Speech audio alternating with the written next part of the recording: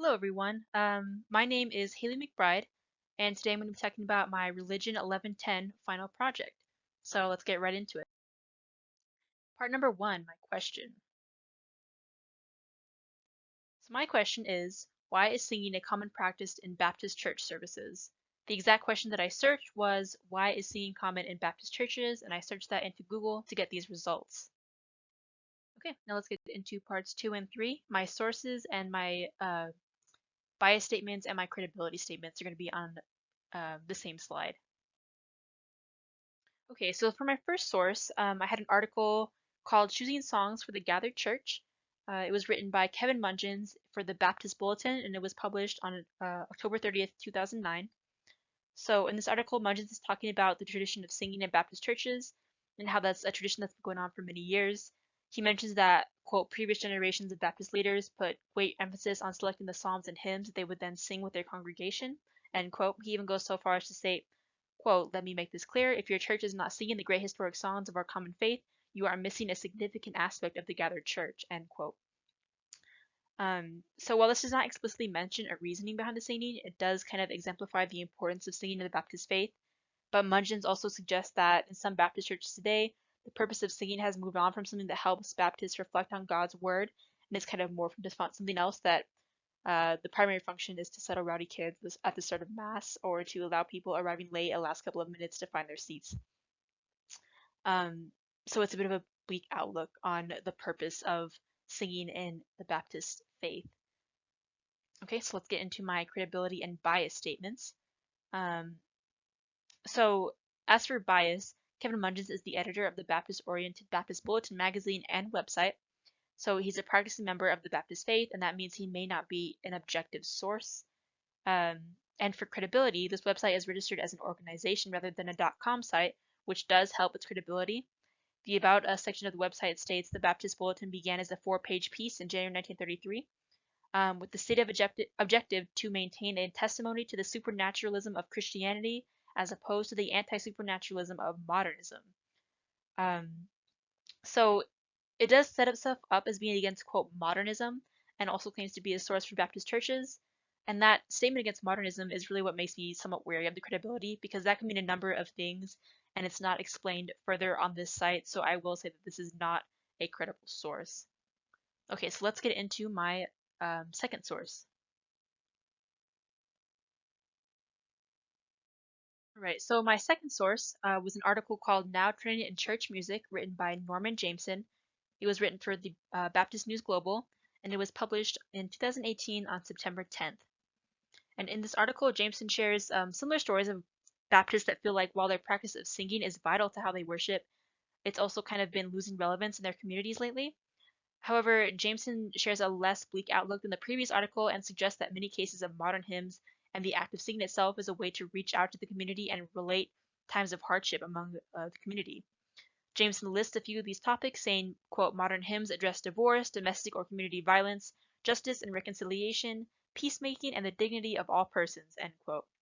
It appears that to Jameson, the act of singing during Mass is another way that modern practitioners can come together during Mass and pray. And let's get into the credibility and bias statements for this piece.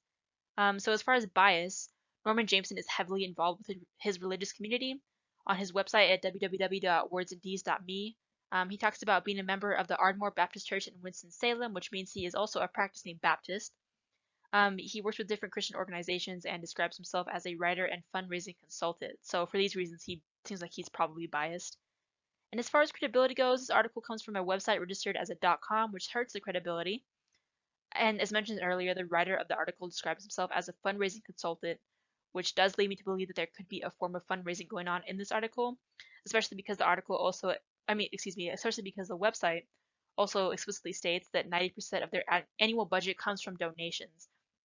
So that does kind of further my suspicion that this could be in some way a form of collecting money from readers. Okay, and let's get into my third source.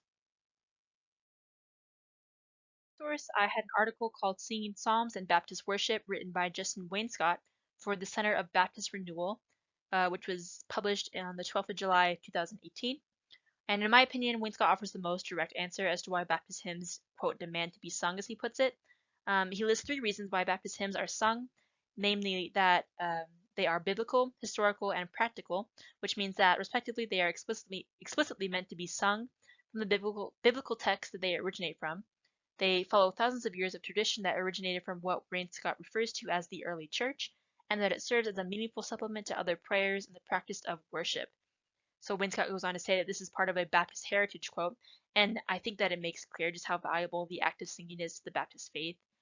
He just explicitly lists reasons why it's so valuable to them. And now let's get into the credibility and the bias statements of this source.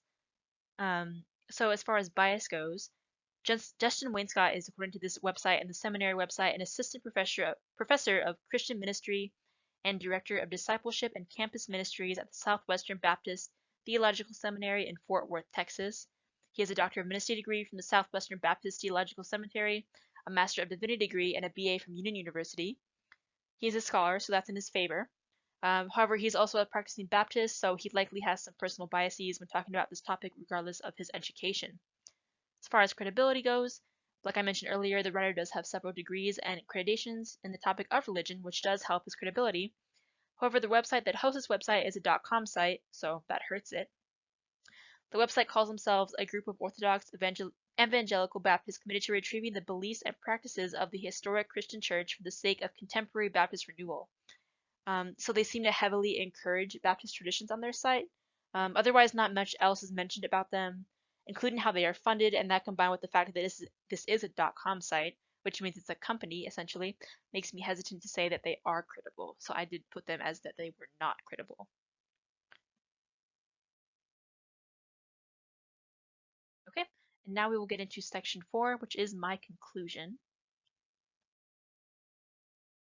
Okay, so in conclusion, really, the material that I found answered my initial question the best was my last source, Singing Psalms in Baptist Worship.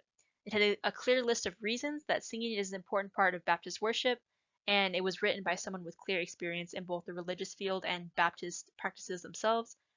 While not entirely credible, I do think it was a good ending point in my research into this topic. Overall, my sources lacked bias. Or excuse me, overall my sources had bias. Some had a bit of a credibility, others did not, but each source I found was undoubtedly biased in some way. I found researching this topic to be very interesting because otherwise I do not think I would ever have thought to even do so, as I mentioned earlier. Even though I've had this question in my mind for quite a while, I also found that researching religion as a whole on sources that are not explicitly academic, such as JSTOR or other university-centered sites, can be extremely hit or miss. There were plenty of sources that I saw in my search that were much less credible than those that I picked. Um, and also much more credible, I actually saw even in the Google search, I saw a link to a JSTOR um, book about this specific topic that I had to ignore for the project. So there's definitely more credible sources out there and definitely less credible ones as well. But ultimately, I think if I want to learn more about any particular religion, I would rather stick to more credible university sources rather than personal blogs or company websites like I found with this project. And that's the end of my presentation. Thank you for watching, and I hope you enjoyed.